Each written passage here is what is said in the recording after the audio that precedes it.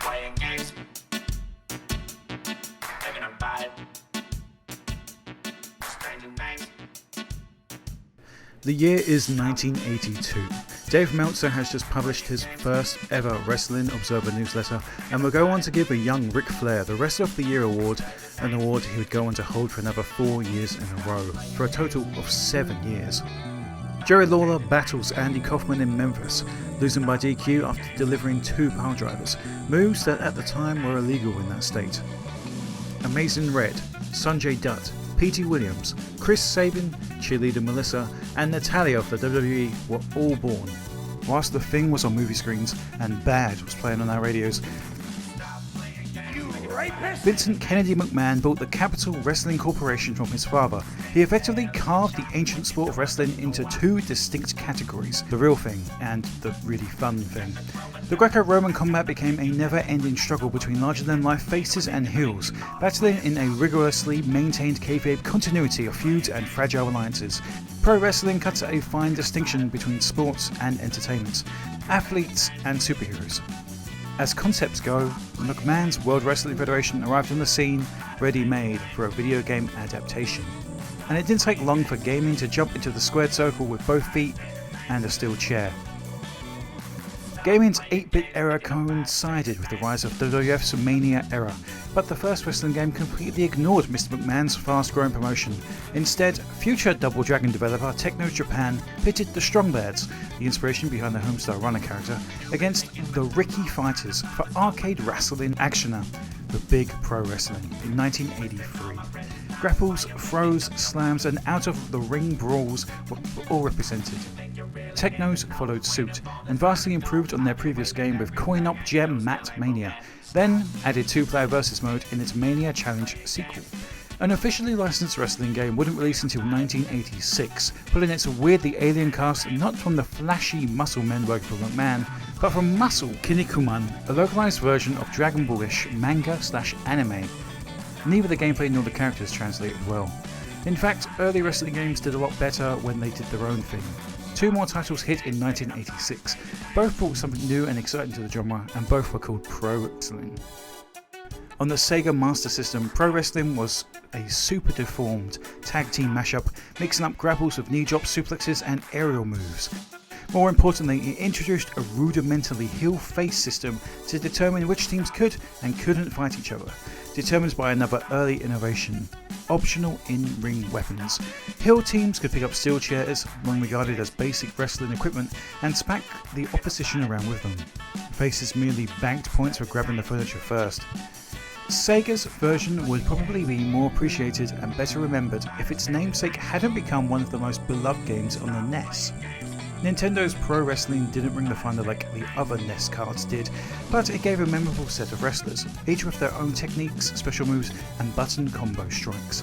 Players not only won their title belt, but defended it, as King Slender, Starman, Fighter Hayabusa, Fishman the Amazon, and finally, the Ultimate Fighter, Great Puma. For the Ultimate Video Wrestling Association Championship, players spent hours pile driving, plancha diving, and pinning each other in tournaments, and then went back for seconds and thirds. It was far from flawless. Cheap power slamming moves abounded. The standard roundhouse kick was nearly undefeatable. A few wrestlers fought like coma victims, and one loss could set a player's progression back hours. But pinning Great Puma became a feat worthy of the gods, and the Goonie translations led to the greatest affirmation in gaming history: a winner is you. After years of fake names littering the sport, the heavy-hitting A-Team was about to go on the card. A few other wrestling titles passed out through the years. The Maui Mauler and his tag team partner Kamikaze Ken, their opponent, at a total combined weight of 956 pounds, Conan the Great, Alan the Empire. Konami's The Main Event and Sega's Robo-Res 2001 among them, but most faded fast. More noteworthy, Tecmo World Wrestling followed Tecmo Bowl's success without matching it, though it did add reverses to the holds, colour commentators, and a strange training mode run by a female taskmaster that presumably leveled up your wrestler through button mashing push-ups. Part of the problem was that by 1988, wrestling fans had their favourites all picked out. They knew the WWF inside and out, religiously followed the damage week to week, and they just weren't seeing their draws on any console. That changed when Rare released the WWF WrestleMania for the NES, the first licensed game to feature real wrestlers by name. Hulk Hogan himself performed his signature shirt-ripping move on the cover, and the Honky Tonk Man, Andre the Giant, Macho Man, Randy Savage, and Million Dollar Man, Ted DiBiase joined the Hulkster inside the box. Moves and spots were still basic, character designs were semi-recognisable blocks, gimmicks and finishes were nearly absent, but it was close enough. WWF WrestleMania had the WWF personality, and that got it over every other wrestling game before it. A monster franchise was born.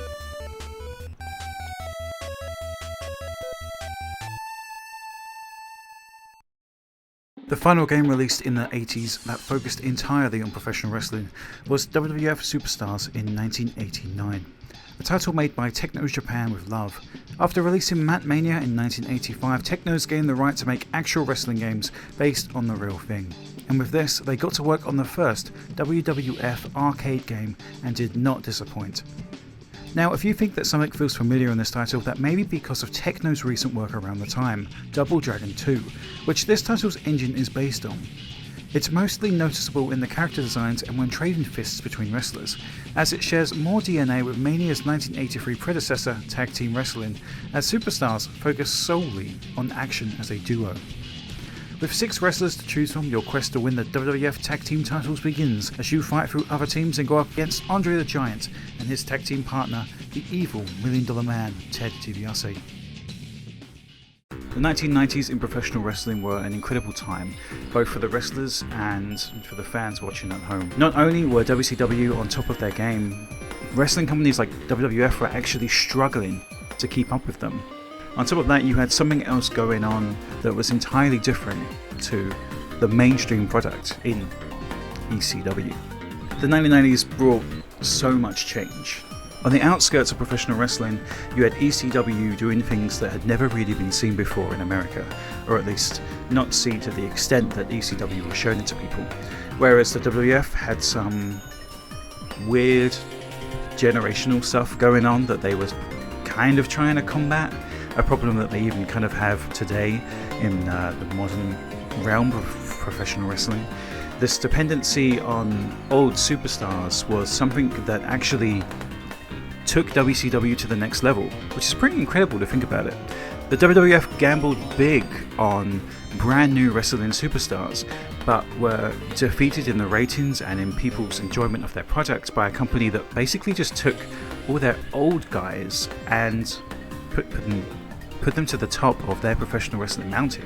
That's quite an incredible story if you think about it. But all of that began here in the 1990s. The tale of the tape for professional wrestling video games is the same for the project as a whole. The WWF are going to be playing catch up for a very, very long time. They kind of have this weird stick in the mud presentation where they refuse to change, they refuse to grow with the times, and we're definitely going to see that reflected in the video games as we go through the years. WCW, on the other hand, were kind of new to the modern world of professional wrestling video games at the time, so they were quick to find something that worked, and boy, did they ever find something that worked. Let's get to it. It's the 90s in professional wrestling video games. As the WWF moved from the 80s into the 90s, the company tried its best to move forward, but unfortunately ended up going backwards more times than not. This would ring true for the WWF games, occasionally being the best released for the time, then almost immediately being followed up by a stumble backwards. But at the beginning of the decade, things did seem to be going in the right direction. WCW, on the other hand, instead of embracing the new decade with open arms, decided to continue to do the wrong thing over and over again, until it was essentially forced to do something right against its own will. From the Black Scorpion and RoboCop in the 1990s to what would eventually change the world of professional wrestling forever in the later years, WCW games would go on a path incredibly similar to that of its pro wrestling counterpart. Starting off slow, almost moving backwards at times, before releasing some of the best wrestling games that the world has ever seen. But before we get there, we must take one last look into what our friends at Tecmo were working on at the beginning of the 90s.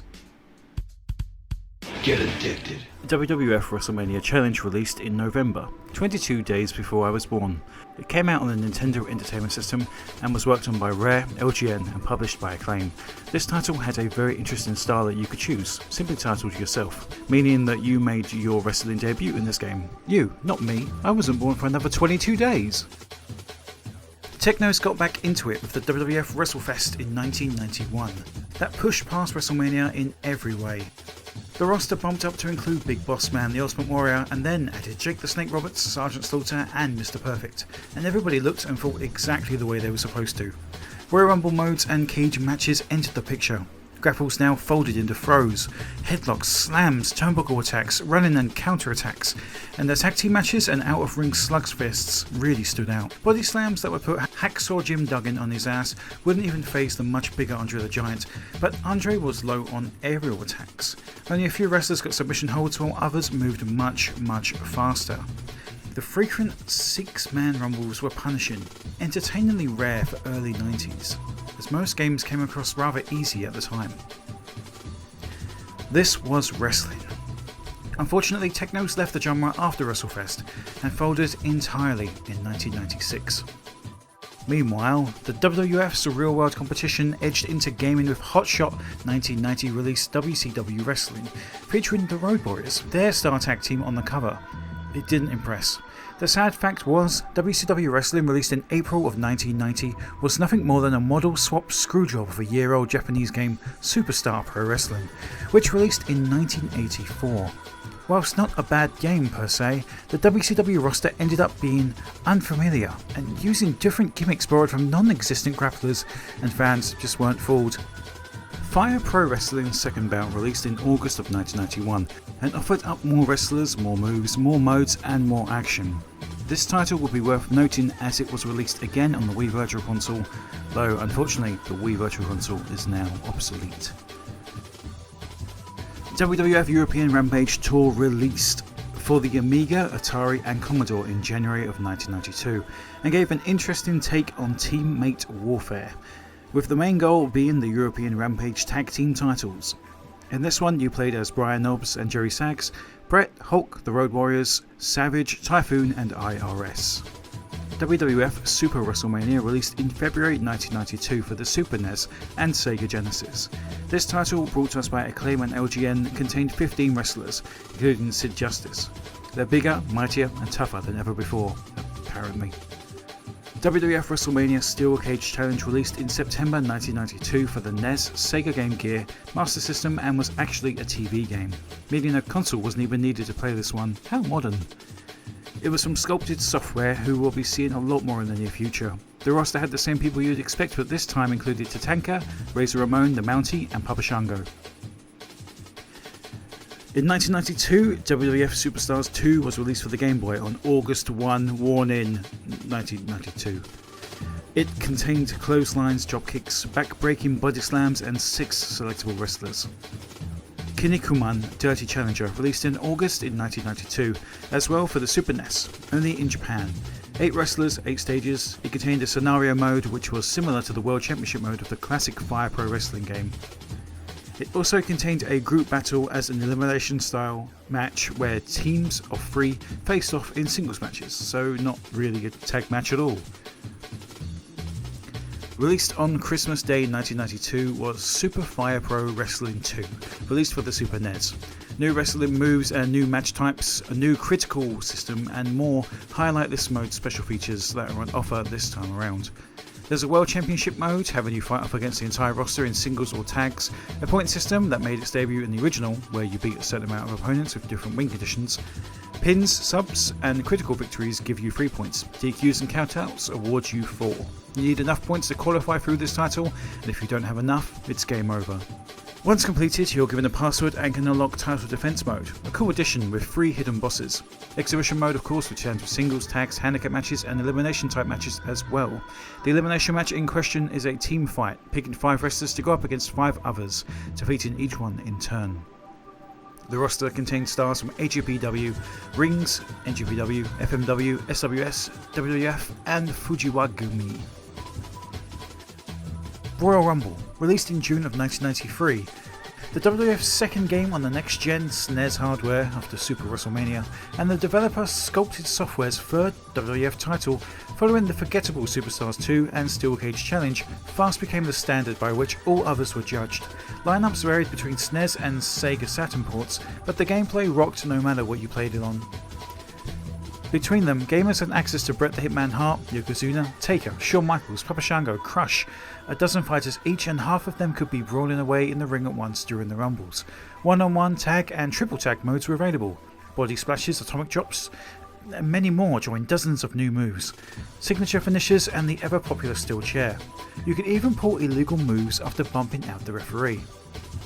WCW Super Brawl didn't have a hope in hell against it, and Super Brawl's companion piece, WCW the main event for the Game Boy, didn't fare any better. Its one claim to fame, though, was that it had the first inclusion of a then unknown wrestler named Steve Austin.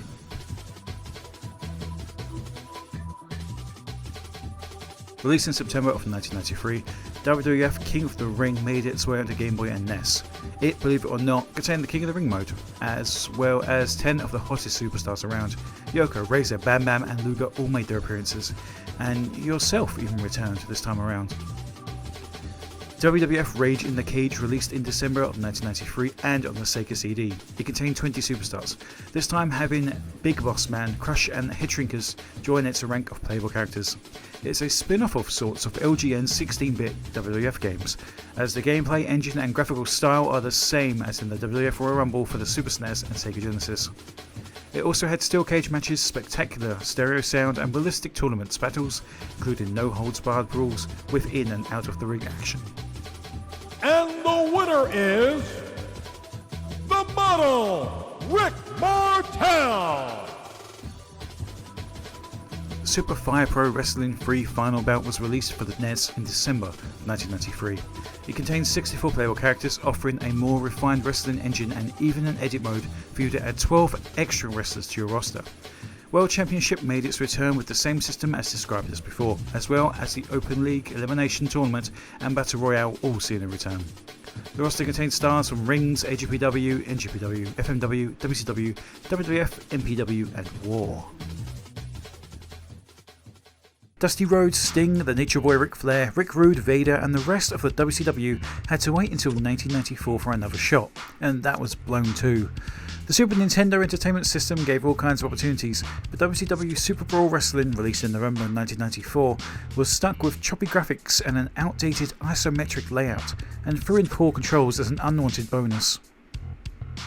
Compared to the previous year's Saturday Night Slam Masters, released in July 1993, Capcom's masterful Street Fighter II inspired wrestler, the WCW just didn't stand up in the slightest. From the ex-mayor Mike Hagar being a selectable fighter to other just as ridiculous fighters, like Jumbo Flapjack, King Rastamon, famous for clinging to his opponent and biting them several times, and the Scorpion, a guy made to mirror Bruce Lee. This game had a lot more going for it than a couple of other fun WrestleFests at the time. Mixing the very early 90s WWF and Street Fighter II made this incredible love child, expertly creating a fusion and best of both worlds. This title even includes a deathmatch mode exclusive to the Sega Genesis that includes ropes covered in barbed wire. When thrown into said ropes, they would explode. Fire Pro Wrestling fans would obviously appreciate this mode a lot, though oddly enough this mode can only be played in 2-player mode. No computer control players allowed. There were even landmines placed outside of the ring as well. Team Battle Mode is a tornado style, meaning all 4 characters are in the ring at the same time, and both men are legal. The pinfall can happen just like that. Impressive that the Slam Masters can keep up with all this speedy action, and if you have a multi-tap, 4 players can play this throwdown together. This mode for some reason was exclusive to the Super Nintendo version. With characters having their own theme music, walkout attire and entrances, Saturday Night Slam Masters was built to put the other titles to shame. WWF Raw was released on the SNES, Mega Drive, Game Boy and Game Gear in late 1994 in both the US and Europe, containing Taker, Bret, Yoko, Lex, Razor and Bam Bam, as well as the debuts of wrestling mainstays Diesel, 1-2-3 Kid, Owen Hart, Doink the Clown, and for whatever reason Luna Vachon, the only female wrestler in the game. Krang was also added, but only in the 32X version of the title that was released for the 5 people world one. The Game Gear version instead removed Owen, Kid, Doink and Luna, but added Crush and Macho Man Randy Savage, who would make his last WWF game appearance for nearly a decade and a half. The title also contains singles and tag team matches, regular one-falls or brawls, which translated to no referee and weapons, with no pinfalls taking place. There was also Survivor Series bouts, which contained 4 vs 4 matches, using a button to switch on the apron to the other partners. There was a Rumble mode, though relatively unfair as some mega moves resulted in instant eliminations. There's also The Undertaker in red gloves and a tie he never wore, and there's some funny sounds here and there when attacking the referee, but other than that, it can pretty much just be remembered as the last title of the wrestling series, ending the 16-bit era. Fire Pro Joshi All-Star Dream Slam, released in July of 1994 by Human Entertainment for the Super NES, hosted over 20 of the company's best Joshi wrestlers with all the features that you know and love. It had Exhibition Mode, Open League, Tournament Elimination Battle Royale, and essentially the same as the other wrestling games from around the same time. The roster load contained some very interesting ladies, including Manami Toyota, Aja Kong, Devil Masumi, Bull Nakano, and Yumiko Hotta. Fire Pro Gaiden, released in August of 1994, then a year later on the 25th of August 1995 for the Sega Saturn. The game included Power Battle Mode, a survival mode that includes hidden bosses at the end, and the roster contained people from all different continents, but nobody I could name or recognise. First of all, it's worth qualifying that although this is a Japanese Sega Saturn exclusive, it did get its debut in the arcade back in 1994. The game features 3 main modes: Power Battle, which you try to defeat as many opponents as possible in the quickest time. The Elimination Mode sees you pick teams to go up against each other, although the matches themselves are still one-on-one. Then there is Circuit Mode, which is very much the bread and butter of any arcade fighter as you fight your way through the roster. A good place to start. It is in fact quite a decent roster of 8 wrestlers, each hand-drawn without any sprite swaps. The characters are certainly distinct and chunky with fluid animations and good voice sampling. In terms of 2D wrestling games, there is a lot to be impressed with here. There feels like there's a lot going on. In terms of the gameplay, this is the point that may cause a bit of friction with gamers. The basic control system involves light attack, strong and holds. Whilst in hold mode you must frantically bash the button and then use the direction stick to execute a throw. This is fairly standard fare for wrestling games ever since the good old days. The range of character designs means you'll be able to face a fat man with steel iron balls on his wrists against a Cuban masked fighter. Each character has their own specific strength and weakness in terms of speed and power. Blazing Tornado seems to be a bit of a black sheep, being a Sega Saturn exclusive, dropping the Fire Pro tag from its title, although the full kanji name release of the game is Fire Pro Gaiden Blazing Tornado, which translates as Fire Pro, Another Story, Blazing Tornado. Fire Pro Wrestling Special was released in December of 1994, again by Human Entertainment, who somehow had nearly every wrestling license under the rising sun by this point. You are Mario Smith, a young man who once aspired to become a professional wrestler, but depression has overtaken the World Heavyweight Champion, and before he seals his own fate, you relive his tale and witness how Mario Smith got to where he is now. Developing more moves as years go by, witnessing highs and lows aplenty, Mario...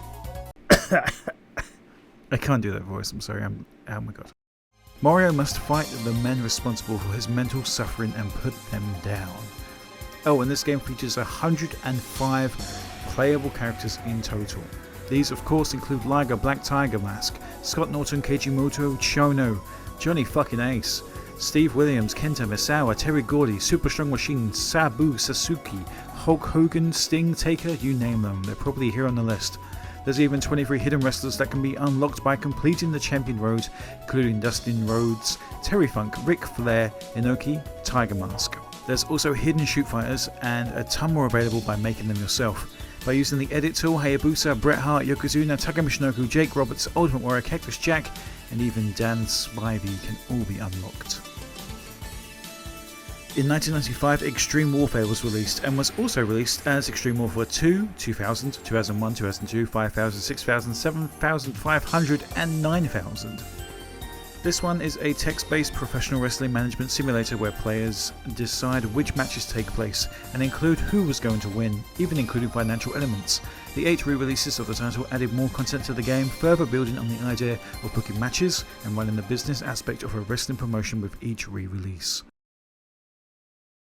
Next up was Midway's WWF WrestleMania, the arcade game, released in November 1995, which looked and played more like Midway's Mortal Kombat. Wrestlers even fought with purple magic. Although it was developed, designed, constructed, scored,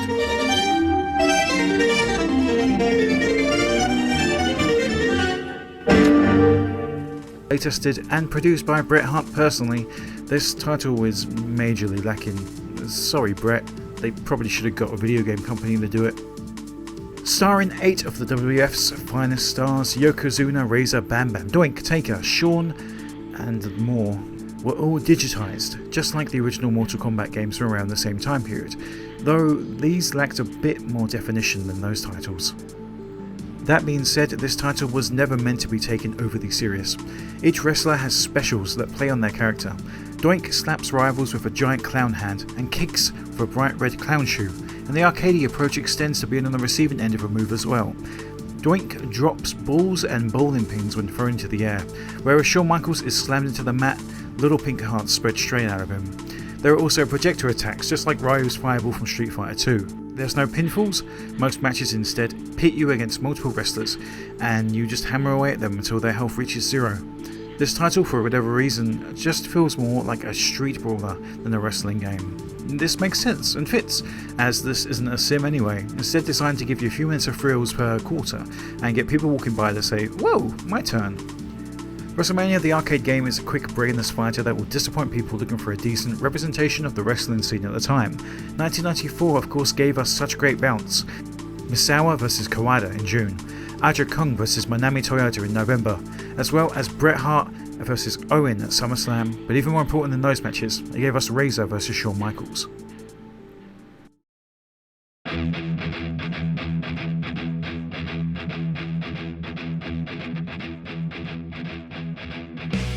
(1996) was a major year in the world of professional wrestling. The newly reignited ECW began making headlines with Raven leading the charge as their World Heavyweight Champion, presenting something different to the people in the United States when compared against the other wrestling companies. While Shawn Michaels' boyhood dream was coming true in the WWF at WrestleMania, Hulk Hogan would win a 8-on-2 tag team handicap match against the Dungeon of Doom alongside his friend Randy Savage. But somewhere, an eagle-eyed Eric Bischoff had seen enough of these unrealistic events and began to take notes from the Japanese side of things. Fast forward to the May 27th episode of WCW Monday Nitro. Something monumental happened that would shift and change the tide of wrestling as we know it. The show, first of all, was the first 2-hour show of its kind, and furthermore had the first appearance of Scott Hall, fresh from his departure from the WWF. You want to go to war? You want a war? You're going to get one. Something was brewing. The wrestling world was changed, forever. Whilst Rob Van Dam and Sabu battled at Hardcore Heaven in June, what would eventually erupt from the World Championship Wrestling side of things was something bigger than just wrestling. Things were about to become mainstream.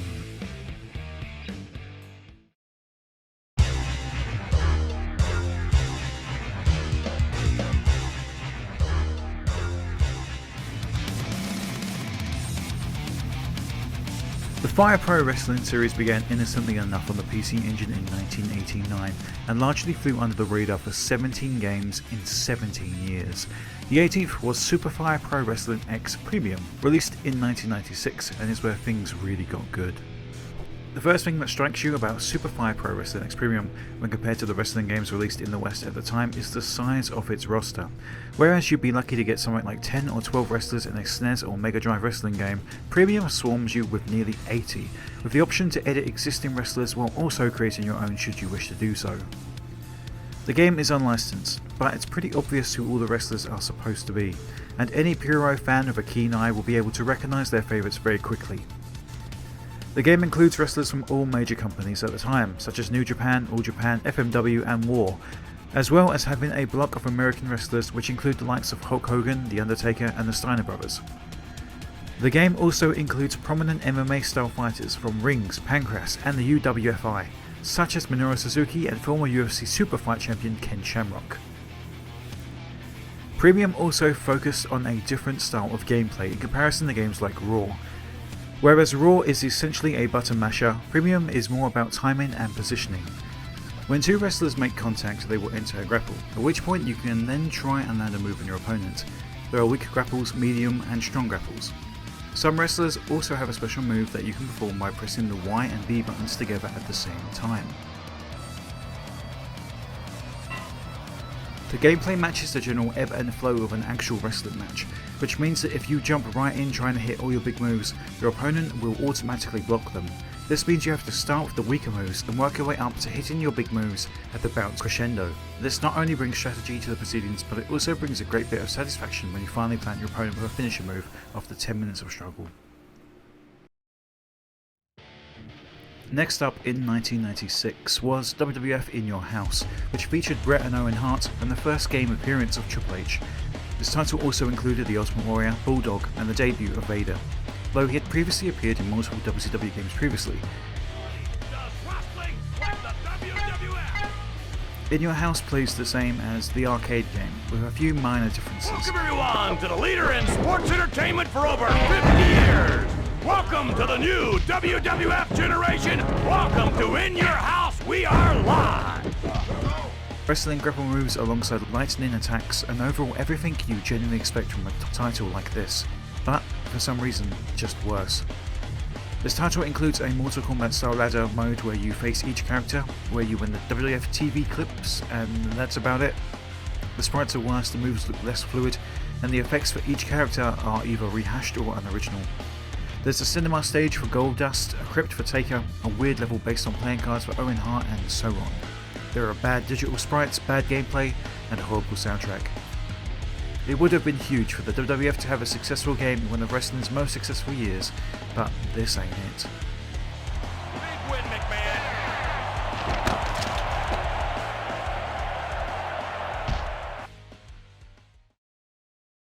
The year is 1997.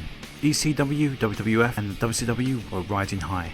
In a strange series of events, the WCW in 1997 led the charge in the professional wrestling world, but nobody told ECW that, and the WWF were too consumed in their own business to admit it.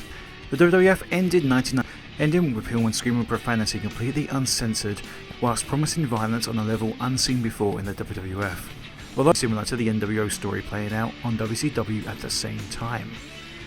In March, Raw would become Raw is War. WCW at the time paid no attention to the ongoing cooperation between the WWF and ECW, instead going forward with their programs that included Hogan vs Piper and Hogan vs Giant at the beginning of the year, and continued forward with much more of the same. ECW in April held their first official pay-per-view Barely Legal, which had the main event of Terry Funk vs Raven for the ECW World Heavyweight Championship. Then, after several no-sells, the WCW caught up to the adults in every way. Newly formed Aki Corporation, a developer fully dedicated to wrestling games and nothing but, took the license and produced 4 brawlers in 1997 alone, 2 of which were WCW branded. WCW vs the World took a strong step towards 3D gaming on a PlayStation without putting a solid game behind it. Call now! Releasing an incredible 3 years after the last WCW game, Super Brawl, which was released in November of 1994, WCW vs the World is the first wrestling title from said company to debut on the Sony PlayStation in America, and did so on February 28, 1997. The title was published by THQ and developed by the Aki Corporation, being the first title that the company had developed that was released outside of Japan. This title, like the name suggests, features 14 WCW wrestlers and puts them up against 39 other superstars from promotions all over the world. All of these superstars are under aliases, because THQ was not able to obtain the rights to use their names. A story that we will begin to tell over and over again in the accompanying years. Joining the WCW ranks this time around was Benoit, Malenko and Guerrero, Hogan, Luger, Chono, Flair, the Steiners, Regal, Sting, Ultimo Dragon, The Unknown, and Jeff Jarrett. These alone would be good, but given it's 1997 we're talking about here, where is Scott Hall? Where is Kevin Nash? Where's Harlem Heat? DDP? Chris Jericho? Just to name a few. This comes along as somewhat incomplete and makes even less sense as to why somebody like Steven Regal was included instead of the Macho Man Randy Savage. All Japan's roster featured the likes of Misawa, aka Wu Fang, Sam Song, aka Kenta Kobashi, Samoa, Giant Baba, Fujigami, a clever nod towards Tatsumi Fujinami. Pancreas included Scott Norton, who was known as Billy Gaijin, which is kinda crazy, Sherlock, aka Ken Shamrock, Thunderdome, better known by Baz Rutten, and a few others. There was a War roster on the other hand, which contained David Harley, the weirdest name ever given to a Sabu lookalike, Habanero, better recognised in Japan by his name Hayabusa, and Saladin, also known as Jinichiro Tenryu. The independent union, better known as Michinoku Pro, of course contained Taka, the Great Sasuke, Hiroyoshi Tenzan. Neo Strong Wrestling, a good name for NGPW, contained Jushin Thunder Liger, Muda, Chono, Kejimoto, Road Warrior Hawk, and the Dynamite Kid. The gameplay is fairly easy to pick up and play and doesn't require you to do much to figure out the best way to perform somebody's finisher move.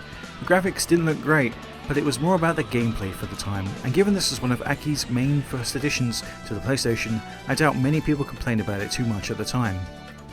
The title also included a Creator Belt mode, a best of 7 tournament, and overall had a fairly simple approach to wrestling matches.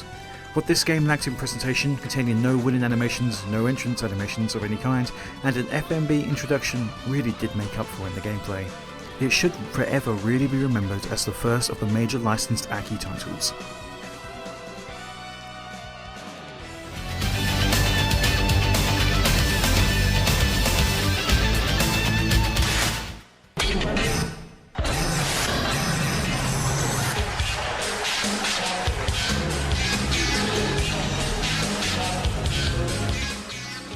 But the WCW's defining New World Order storyline energized the wrestling world and became the basis for WCW vs NWO World Tour, released the 2nd of December 1997 over on the N64, a fully 3D brawler, and that angle clicks hard.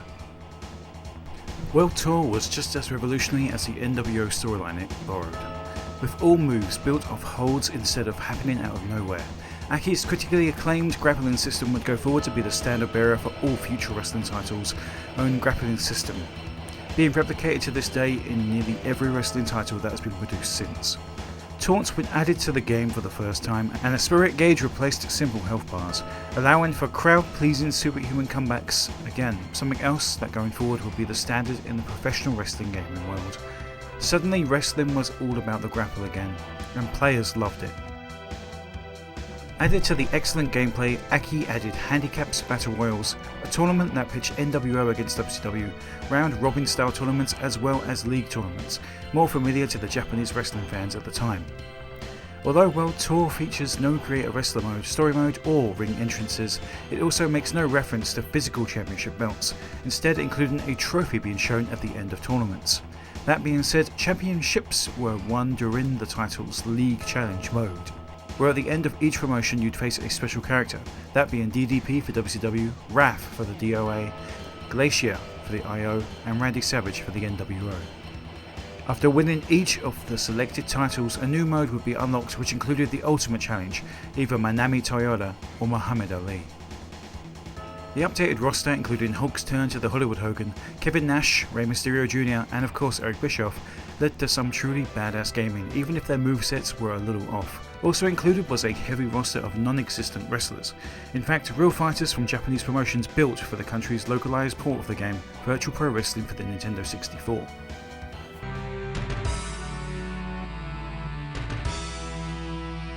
The end of 1997 gave us one more thing that would absolutely change the world of professional wrestling: the Montreal Screwjob.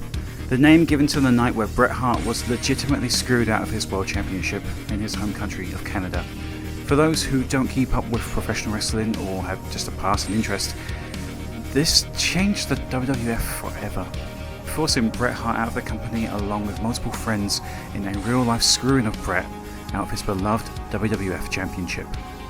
While this momentarily would hurt the WWF's success and outlook, it would eventually play into its rise of fame, having Vince McMahon become an on-screen villain to go up against the anti-corporate Stone Cold Steve Austin. But that's about it for 1997. I want to thank you for checking out this video, and I hope you stick around for part 2. It'll be coming up real soon, probably be the next video up to this channel. and I hope you really enjoy it. I'll see you back here in the arcade for another video.